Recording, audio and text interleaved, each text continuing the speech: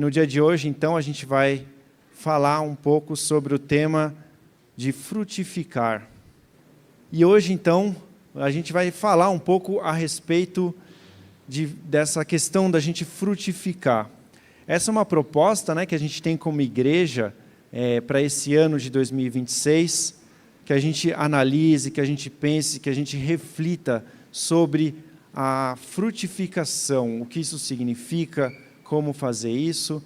E dessa forma também gostaria de refletir com os irmãos, com as irmãs a respeito desse assunto, baseado em alguns versículos, alguns trechos do livro da carta de Paulo aos Filipenses. Mas falando um pouco do ano de 2026, que se inicia agora, nós temos sonhos, temos planos, e a gente quer que esses sonhos e planos eles possam acontecer. Por quê? Porque a gente quer que esse ano seja um ano especial em diversas áreas da nossa vida. E nesse ano vão haver momentos bons, vão haver momentos alegres, sem dúvida, e também a gente sabe, né, vão haver momentos desafiadores e talvez até alguns momentos com dificuldades. E quando a gente define objetivos, sonhos, questões, ideias para esse ano, a gente confia assim que a gente quer alcançar isso, que a gente quer concluir isso, que a gente quer realizar tudo isso. E lutar por esses planos e sonhos vai tomar o nosso tempo e nossa atenção. E isso é muito bom. A gente deve sim seguir em frente, não desistir, e isso é algo que Deus também nos vai capacitar para isso. A gente também pode planejar o ano, a gente pode planejar como fazer, quais iniciativas, quais passos que a gente vai dar. Existem até pessoas que escrevem no papel sobre o plano para o ano, como executar, como seguir esse plano. Tem pessoas que ao longo do ano ainda vão confirmando aquilo que deu certo, aquilo que não deu certo, e no final ainda podem fazer uma avaliação no final. Eu acho que essas pessoas são pessoas bem especiais por conta disso, né? Mas nossos planos e sonhos podem até ser muito bons e perfeitos. Porém, eles vão ser testados ao longo desse ano de 2026. Testados pelas circunstâncias que passamos, pelas situações que envolvem o nosso dia a dia. Então, tornar sonhos realidade é um desafio. E as circunstâncias do nosso dia a dia parecem muitas vezes ditar, né, aquilo que a gente pode ou não realizar. E é então essa tensão entre manter os nossos planos e sonhos vivos diante das circunstâncias que a gente for passar em 2026, isso se torna uma prática complexa. E manter viva a ideia, mesmo diante de desafios, exige um esforço nosso. E um esforço que muitas vezes também pode se tornar cansativo. Por isso que constantemente essa prática de tornar realidade aquilo que a gente planeja, aquilo que a gente imagina, pode causar dor. E essa dor, então, é em função dessa tensão que faz parte do processo de frutificação. Vou dar um exemplo. Eu e minha esposa, a gente tem o objetivo esse ano de 2026 da gente melhorar a nossa saúde física, né? E com isso a gente quer treinar, a gente quer praticar academia. Tem até agora um grupinho aqui na igreja que se formou de tênis, né? Um tênis um pouco mais democrático, chama pickleball, né? Então a gente está aqui com um grupinho aí começando a treinar. E sendo sincero, muitas vezes essas atividades no início elas são cansativas, né? A gente estava até comentando que quando volta do treino fica meio quebrado, né? E isso tudo acaba sendo difícil. E manter esse hábito também é uma prática complicada, né? Nesse final de semana a gente estava tentando remarcar o jogo e não deu certo, porque a chuva estava impedindo aqui a gente de jogar, né? E manter o hábito, muitas vezes, é difícil também. Também durante o treino e depois a gente sente desconforto, mas ainda assim, sabendo disso tudo, a gente sabe que vale a pena manter o plano de melhorar a nossa saúde. Vale a pena sustentar o plano, mesmo diante das circunstâncias, mesmo diante da dor, mesmo diante da chuva, né, para o pessoal aqui que tem jogado. Então, mas ao mesmo tempo a gente sabe que o resultado disso tudo é um resultado bom.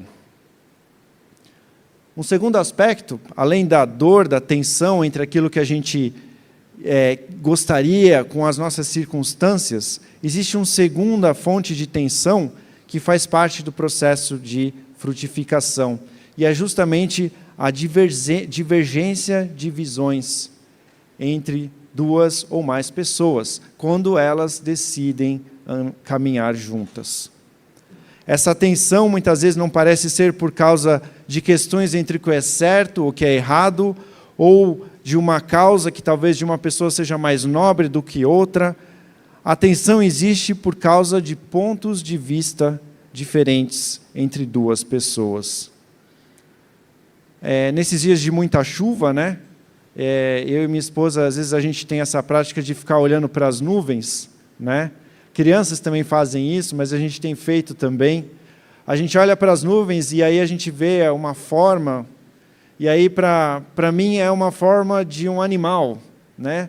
Para minha esposa é a forma de outra coisa, e cada um tem uma forma de ver as coisas, cada um tem um ponto de vista diferente. E não que seja certo ou errado, mas às vezes isso pode causar algum tipo de diferença de visão, e isso pode causar também questões de divergências. As divergências podem acontecer com os valores de cada pessoa, com a forma de agir, a forma de fazer aquela ideia, aquela visão acontecer, com objetivos individuais, e essa tensão, essa divergência também podem causar conflitos. Esses conflitos, eles existem, e eles até estão relatados em alguns trechos da Bíblia. Na carta de Paulo aos Filipenses é apresentado, por exemplo, um conflito entre duas mulheres, entre Sintique e Evódia. Não sabemos exatamente os detalhes a respeito do que aconteceu, mas sabemos que não se tratava de uma questão de certo e errado. Então nós lemos lá em Filipenses 4, versículos 2 e 3, Paulo incentivando essas mulheres a resolver esse conflito. Paulo diz assim: o que eu rogo a Evódia e também a Sintique é que vivam em harmonia no Senhor. Sim, e peço a você, leal companheiro de jugo, que as ajude, pois lutaram ao meu lado na causa do Evangelho com Clemente e meus demais cooperadores. Os seus nomes estão no livro da vida. Então vejam que não havia nada de errado na vida, na moral, na ética dessas duas mulheres. Para Paulo, o nome delas estava no livro da vida, mas havia algum conflito que ocorreu entre elas, e Paulo então estava exortando, incentivando elas a buscarem viver em harmonia. Este conflito provavelmente também se deu por causa de divergência, de visão, de opinião, uma vez que elas estavam lutando pelo Evangelho ao lado de Paulo. Para nós, então, se nós queremos frutificar juntos, né, em 2026, a gente precisa ter a mesma intenção de conviver em harmonia que Paulo incentiva essas irmãs nesse trecho. Sair da tensão, da divergência para a convergência. Da discussão para a harmonia, da disputa para a reconciliação. E é isso que Paulo justamente escreve um pouco antes, na carta aos Filipenses, no capítulo 2, versículos de 1 a 4. se por estarmos em Cristo, nós temos alguma motivação, alguma exortação de amor, alguma comunhão no Espírito, alguma profunda afeição e compaixão, completem a minha alegria, tendo o mesmo modo de pensar, o mesmo amor, um só Espírito e uma só atitude. Nada façam por ambição egoísta ou por vaidade, mas humildemente considerem os outros superiores a si mesmo.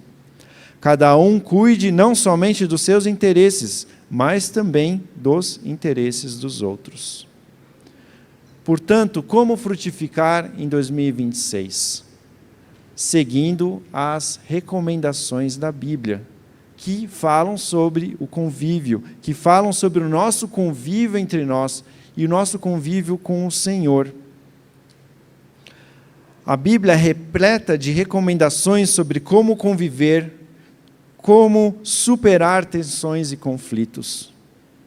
Deus, em sua perfeição e amor, deve ser a nossa referência para lidar com as tensões de divergência, de conflito e de dor. Nos versículos seguintes, lá em Filipenses 2, de 5 a 8, a gente continua lendo: seja a atitude de vocês a mesma de Cristo Jesus, que, embora sendo Deus, não considerou que ser igual a Deus era algo a que devia apegar-se, mas esvaziou-se a si mesmo, vindo a ser servo, tornando-se semelhante aos homens, e sendo encontrado em forma humana, humilhou-se a si mesmo e foi obediente até a morte, e morte de cruz. Amém? Para a gente frutificar em 2026, então eu gostaria de compartilhar com os irmãos, com as irmãs, 7 dicas baseadas em ideias da Bíblia. E a primeira que eu gostaria de compartilhar é a fala graciosa. Falar graciosamente. Nossa boca tem a capacidade de encorajar e desencorajar, de exaltar e rebaixar, falar coisas positivas e negativas. E em Efésios 4:29, a gente lê: nenhuma palavra torpe saia da boca de vocês, mas apenas a que for útil para edificar os outros, conforme a necessidade, para que conceda graça aos que a ouvem. Por isso é sempre importante a gente estar fazendo essa pergunta para nós mesmos, daquilo que sai da nossa boca. O que as pessoas sentem? O que as pessoas pensam depois que a gente diz algo a elas? Elas se sentem encorajadas ou desmotivadas? Elas se sentem melhores ou piores? Abençoadas ou destruídas? Elas sentem mais paz ou mais ansiedade? Em Mateus 12:34, Jesus chama a atenção dos seus discípulos. E ele diz assim: a boca fala do que está cheio o coração. Que o nosso coração esteja sempre cheio daquilo que vem de Deus, para que a nossa boca esteja cheio dele também. E aí a gente possa falar coisas que tragam paz, que tragam alegria para o próximo. A segunda dica é viver com gratidão. Em 2026, não se queixe ou lamente. No lugar, seja grato. Em 1 Tessalonicenses 5,18, a gente lê: deem graças em todas as circunstâncias, pois essa é a vontade de Deus para vocês em Cristo Jesus.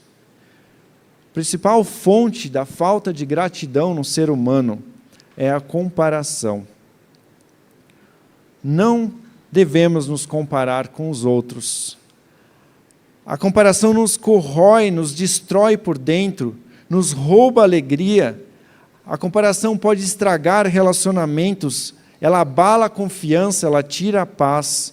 A comparação nos deixa preocupados, desanimados, descontentes. E o que fazer contra isso? Ser grato. Gratidão é o antídoto contra a comparação. Por isso, o nosso desafio é escolher aceitar as pessoas da forma que Deus as criou e aceitar as condições de vida que Deus deu para cada uma delas. Próximo tópico é ouvir atentamente.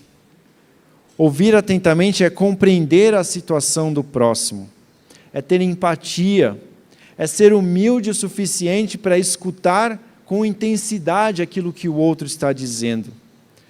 É oferecer uma presença não ansiosa. Essa ideia de presença não ansiosa foi apresentada pelo autor cristão Edwin Friedman.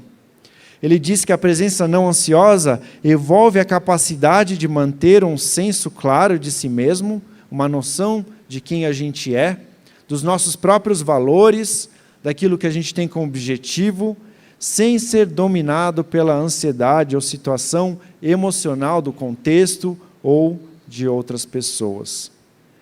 E a principal fonte do nosso equilíbrio emocional é a gente conhecer e buscar o próprio Deus. Conhecendo a Deus de forma profunda, a gente vai estar conhecendo a nós mesmos. Filipenses 4, 6-7 diz: não andem ansiosos por coisa alguma, mas em tudo, pela oração e súplicas e com ações de graça, apresentem os seus pedidos a Deus. Então, quando oramos a Deus, quando buscamos a Deus, Ele nos enche. E Ele nos enche com a sua paz. É o que a gente lê no versículo 7 na sequência. E a paz de Deus, que excede todo o entendimento, guardará os seus corações e as suas mentes em Cristo Jesus. Então, Deus nos enche com a sua paz e assim podemos refletir essa paz de Deus que já encheu o nosso coração para o nosso próximo. E dessa forma a gente consegue escutar aquilo que o outro tem para dizer e transmitir paz para o outro. A gente consegue justamente ter essa presença não ansiosa diante da outra pessoa. Com isso também, com essa paz de Deus cheia no nosso coração, a gente também tem a capacidade de ir contra o viés do pecado no nosso coração, que é perdoar. A gente tem força para perdoar livremente. A gente tem a capacidade de tomar iniciativa para estender o perdão. E disposição para perdoar é a gente entender que a condição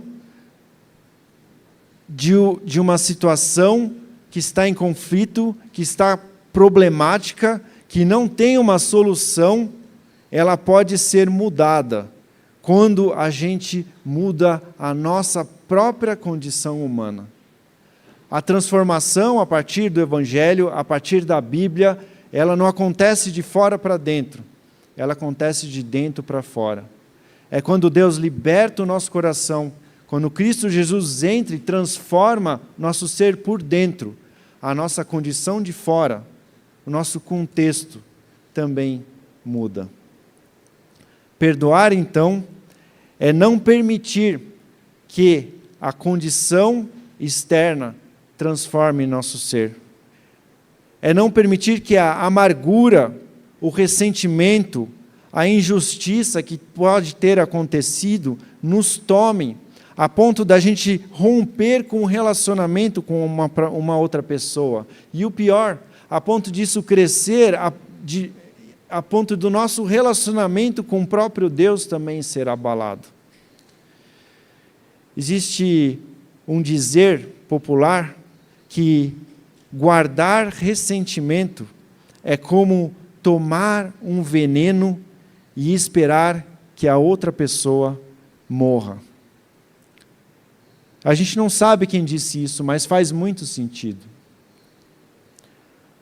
Jesus, inclusive, quando nos ensinou a orar o Pai Nosso, ele nos ensinou a termos essa disposição para perdoar.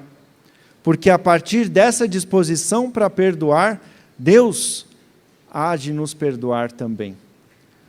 Em Mateus 6,12, Jesus fala então no Pai Nosso: perdoa as nossas dívidas, assim como nós perdoamos aos nossos devedores. Então, nosso perdão e relacionamento com Deus depende de estarmos dispostos a perdoar. O perdão do Senhor depende do nosso perdão também para com o próximo. Mais uma dica é a ação, a iniciativa com fé. A ação de fé é aquilo que nos vai mobilizar com a intenção correta, pelos meios corretos, com o objetivo correto. A frutificação dos nossos planos e sonhos para esse ano, ela pode sim até acontecer com o nosso próprio esforço, mas o resultado disso vão ser o quê? Frutos vazios. A frutificação esse ano só terá um significado profundo e duradouro se ela for desenvolvida com fé. Paulo, em Filipenses 2, de 5 a 8, nos incentiva a ter essa atitude de fé baseada em Cristo Jesus. No versículo 5, seja a atitude de vocês a mesma de Cristo Jesus, que embora sendo Deus, não considerou que o ser igual a Deus era algo a que devia apegar-se, mas esvaziou-se a si mesmo, vindo a ser servo, tornando-se semelhante a homens, e encontrando em forma humana, humilhou-se a si mesmo e foi obediente até a morte e morte de cruz.